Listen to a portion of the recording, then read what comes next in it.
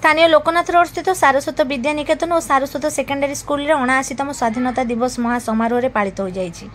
विद्यालय परिचालन कमिटी सभापति श्रीमद स्वामी डॉक्टर शंकरानंद सरस्वती महाराज प्रदीप प्रज्वलन कर जातीय पताका उत्तोलन करथिले।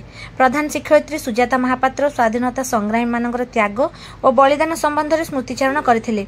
प्रातः पर्याय तत्वावधारिका अर्पिता मिश्र स्वाधीनता संग्रामी मानक अवदान संबंध में अभिभाषण व्यक्त करथिले। वरिष्ठ शिक्षयित्री कल्पना पट्टनायक निर्देशित छात्र छात्री द्वारा जातीय संगीत गान करा जायतिला।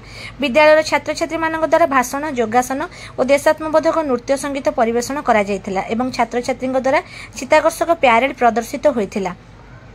विद्यालय समस्त शिक्षा और अणशिक्षा कर्मचारी मानक सहयोग और सह प्रधान शिक्षक मिलन कुमार विषय प्रत्यक्ष तत्वावधान में स्वाधीनता दिवस समारोह समाहित होइतिला।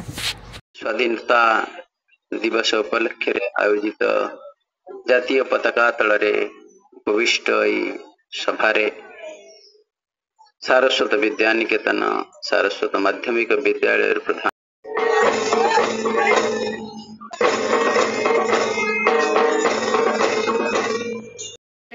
मंचासीन आश्रम अध्यक्ष तथा विद्यालय परिचालना कमिटीर सभापति सम्मानस्पद डॉक्टर शंकरानंद सरस्वती महाराज को मोर जयगुरु प्रणाम।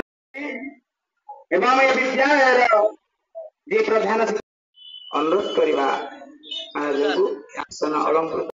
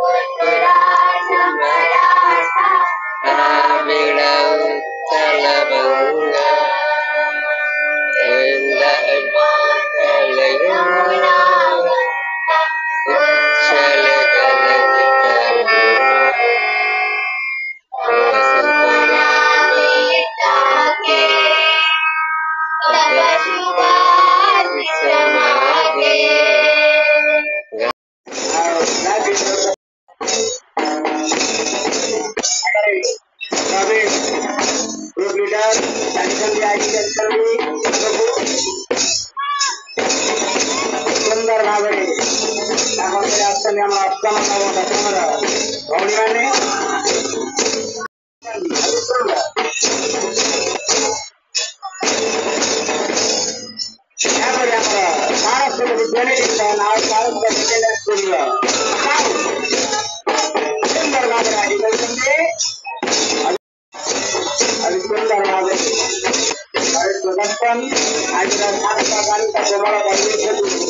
अनुगणित आनंद उल्लास भाव